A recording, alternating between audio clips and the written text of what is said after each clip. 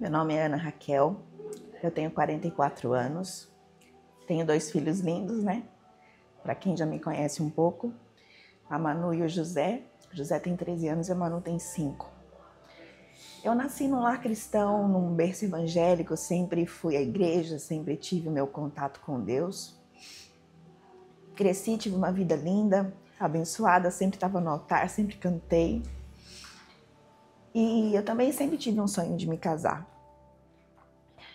E eu estava sempre na igreja, estava sempre lá, apesar de não procurar sempre uma pessoa, eu estava ali, no meio de muitas pessoas sempre. E eu morava na cidade de Ourinhos, e lá eu conheci a pessoa que foi meu marido durante 10 anos. Conheci ele na igreja, ele era guitarrista, tocava guitarra na igreja na época. E eu fui para essa igreja porque foi um projeto que o pastor me entregou para eu dar aula de canto nessa igreja. E eu fui e eu conheci o Samuel lá. Depois de um tempo que eu conheci o Samuel, ele me contou um pouco da história dele e eu descobri que ele estava em fase de remissão da droga. Ele conheceu a droga quando o pai dele faleceu. O pai dele faleceu no aniversário de 13 anos dele. E a mãe entrou em depressão, o irmão tinha casado há pouco tempo. E ele conheceu a droga ali, porque a mãe depressiva, o irmão casado e o traficante abraçou. E ele conheceu a droga e dos 13 aos 18 anos, ele teve, assim, foi um usuário muito intenso. E com 18 anos ele decidiu parar e ele foi para Ourinhos, na casa do primo, para ter esse tempo de remissão da droga, de tentar parar. E ele estava bem, estava lá na igreja e foi lá que eu conheci. Nós namoramos 1 ano e 7 meses, nos casamos na igreja. Eu me casei de noiva, meu pai me levou no altar. Sim, tudo certo, gente, tudo perfeito. Tudo como deveria ser. E como toda mulher que se casa, a gente também tem o sonho de ser mãe. E com 6 meses de casado, eu engravidei do José. A maior bênção que eu podia ter na minha vida foi o José. Só que o Samuel, com 6 meses, quando nós descobrimos que eu estava grávida, ele teve uma crise de euforia e ele foi usar droga. Porque para quem conhece, quem estuda, ou já estudou algo sobre a droga, você não corre para a droga só quando você tem um momento de tristeza, ou de decepção, ou de angústia. Tudo dispara um gatilho, tudo. Se você está feliz demais, você usa droga. Se você está triste demais, se você está decepcionado, se você teve uma perda, se você ganhou algo muito especial, tudo é motivo. E a gente, quando a gente casa e a gente conhece uma história assim, a gente acredita que o amor pode curar tudo. A gente fala, não, vai dar tudo certo. Imagina, ele tá assim porque ele não foi amado por ninguém. Ele tá assim porque ele não quis receber o amor de ninguém, mas agora a gente casou e vai dar tudo certo. E eu sempre fui uma pessoa muito positiva, sempre fui uma pessoa que acreditei muito na vida, acreditei muito nos bons sentimentos. Acreditei que quando a gente ora, Deus responde, que quando a gente se posiciona, Deus faz. E eu vivi um casamento de 10 anos e Deus não fez. Era assim que eu me sentia, porque eu orava, eu clamava a Deus por ele, eu falava, Senhor, liberta meu marido. Eu quero tanto ter um testemunho bonito para contar. E não aconteceu. Mas depois de muito tempo eu entendi que essa não era uma guerra minha. Que era uma guerra que ele que tinha que travar com ele mesmo. E que ele tinha que decidir ser curado ou ser transformado. Que aquilo não dependia de mim. Mas durante muito tempo na minha vida, eu travei uma guerra com uma pedra de crack. E durante muito tempo, eu me sentia menos valiosa do que uma pedra. Porque eu tinha entregue a minha vida para ele, eu tinha dado para ele uma família, eu tinha dado para ele a oportunidade de ser pai. Mas não foi suficiente. E essa é uma lição que eu aprendi na minha vida. Que quando Jesus não é suficiente para você, nada mais é. Não adianta você querer colocar a sua expectativa em pessoas, em situações, em coisas, porque nada vai mudar a tua expectativa se você não deixar Jesus entrar na sua vida e transformar a sua expectativa, transformar os seus erros em milagre, transformar suas escolhas erradas em escolhas positivas. E 10 anos se passaram. E depois de um tempo ele ficou bem, porque ele vivia um tempo de altos e baixos. Era 8 meses entregue à droga, e aí ele falava assim, agora eu vou dar um tempo. E aí ele ficava bem, a gente ficava bem, reconquistava tudo. Porque só quem já conviveu ou convive com usuário de droga sabe que você literalmente perde tudo. Uma pessoa que é usuária de droga dentro da tua casa, ela não te dá dignidade, ela não te dá uma vida social, você não tem nada. Eu não podia receber ninguém na minha casa, porque ele não queria, ele não deixava. Eu não podia viver uma vida comum com meu filho, porque meu filho queria brincar na sala e tudo isso incomodava ele. Ele vivia com medo, porque um usuário de droga, ele vive com medo das pessoas, medo das situações. Então a gente acabou adotando essa vida, a gente vivia essa vida preso dentro de casa, a gente vivia essa vida que a gente não podia ter contato com ninguém, não podia receber ninguém, porque ele não permitia. E a droga também afeta muito o psicológico das pessoas e deixa elas muito ciumentas. Então, assim, o Samuel não me deixava conversar com ninguém, tinha dias que eu queria falar com a minha mãe, e ele não deixava. Ele falava, vai falar o quê com a sua mãe? Fala comigo. Então, assim, é uma vida muito difícil, muito difícil. E eu orava e eu clamava a Deus e eu pedia, Senhor, me dá uma solução, me dá uma direção, me dá uma resposta, me ajuda. E durante muito tempo o Senhor se calou nessa situação. E eu tentava entender os propósitos, tentava entender os planos de Deus, mas eu confesso para vocês que por muito tempo eu não entendi nada. Eu não entendi nada, eu ia para a igreja, eu orava e eu falava, Senhor, liberta o Samuel. E nada acontecia. E é muito difícil quando você entende que aquilo que você pede nem sempre é aquilo que Deus quer te entregar. Que às vezes a tua vida perfeita de margarina que você queria viver não é aquilo que Deus tem para você, porque Deus, ele tem os seus processos e muitas vezes ele te ensina na dor, ele não te ensina na alegria. Os desertos que você passa são as fontes de regeneração, são as fontes de cura, são as fontes de renovação na sua vida. Mas ninguém quer passar pelo deserto, todo mundo quer passar pela cura.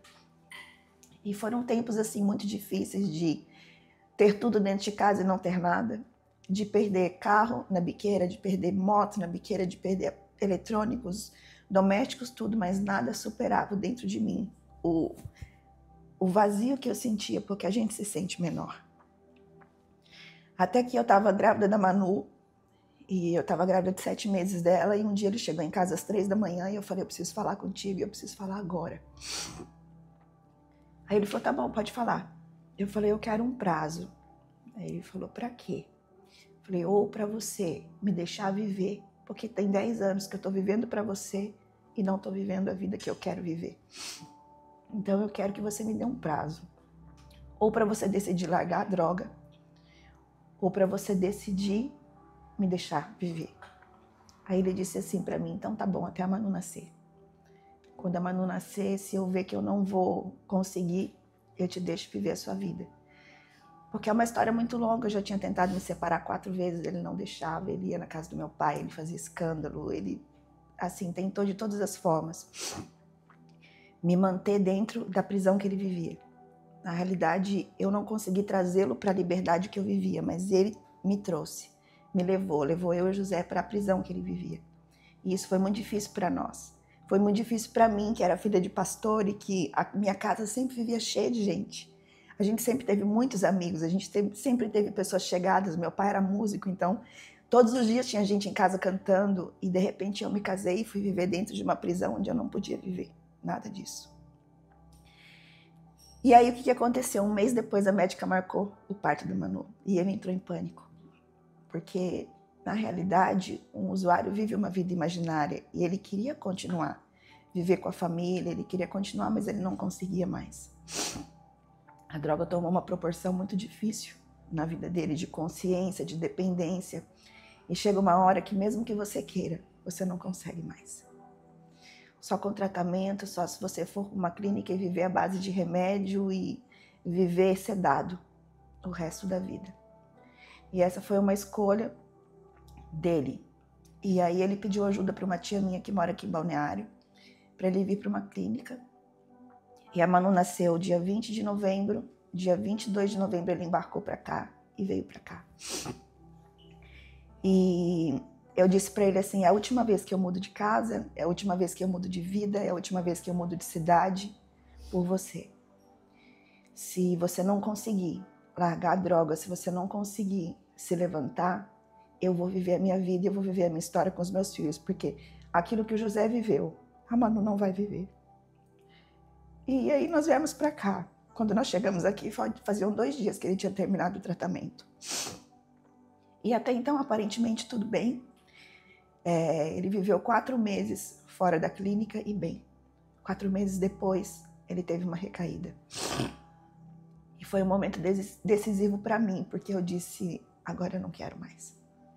Eu não quero mais viver essa vida, eu não quero mais viver essa dependência, eu não quero mais me sentir menor. Eu não quero mais viver isso. E a minha família sempre orava por mim, a minha mãe sempre falava para mim, filha, é melhor um final horroroso do que um horror sem fim. Filha, se liberta. Filha, sai dessa vida. E eu decidi ouvir a minha mãe. Eu falei, eu não quero mais. Peguei os meus filhos, me mudei. E ele morava na casa da frente e a gente morava na casa do fundo. E aí um dia ele decidiu entrar na casa da minha tia, roubou algumas coisas. E aquele dia o José, com 7 anos, chegou para mim e disse para mim, mamãe, se hoje você não chamar a polícia pro papai, eu vou chamar. Porque o que ele tá fazendo é muito errado. E a gente não pode aceitar isso. E eu olhei para ele e falei, você tá certo, filho. A gente vai fazer isso agora. Eu chamei a polícia e foi muito difícil. Muito difícil o José acompanhar aquilo, muito difícil eu acompanhar. E a polícia colocou ele para fora e ele falou, eu não tenho para onde ir, eu não quero sair daqui. E a policial assim foi muito firme, muito incisiva com ele e disse, eu não te perguntei isso. Você deveria ter pensado nisso antes de você usar droga. E ele foi para a rua. Hoje ele é morador de rua, aqui na cidade. E eu reconstruí a minha vida com os meus filhos. Eu hoje me considero uma pessoa vencedora. Porque eu tenho 2 filhos abençoados, eu tenho uma família que eu amo de paz. Se tem alguma coisa que me dá alegria na vida, são os meus filhos. E eu vivo por eles. Eu vivo para glorificar a Deus, porque eu sei que os meus filhos vão viver longe da droga. Eu sei que os meus filhos vão viver uma vida digna. Eu sei que os meus filhos vão amar Jesus acima de qualquer coisa, que é o que eu tenho aprendido. E a minha história é uma história muito longa. E uma vez uma amiga perguntou para mim assim, aonde que está Deus na sua vida? Porque você sempre foi de igreja, você sempre foi uma pessoa que esteve no altar. E por que Deus não fez? E aquele dia eu respondi para ela assim, porque eu entendi que o milagre sou eu, porque eu não desisti. Eu não desisti da vida, eu não desisti de continuar. Eu decidi transformar a minha história numa história de superação. Eu decidi que os planos de Deus para mim são maiores, mas eu preciso decidir vivê-los. E eu decidi me reconstruir, eu decidi me levantar. Hoje os meus filhos têm orgulho de mim, têm orgulho da minha história, eu vivo uma vida livre. Eu vivo uma vida feliz. E se eu estou aqui hoje é porque Deus está dizendo para mim que muito mais do que uma beleza exterior, Ele tem transformado o meu interior. Ele tem me dado motivos para sorrir. Ele tem me dado motivos para acordar todos os dias entendendo que é Ele que está no controle e que é Ele que faz todas as coisas. E que a gente pode orar por muito tempo, por muitas coisas e elas não acontecerem, mas isso não significa que Ele não está no controle, isso não significa que Ele não tem tempos de paz e tempos de novidade de vida para nós.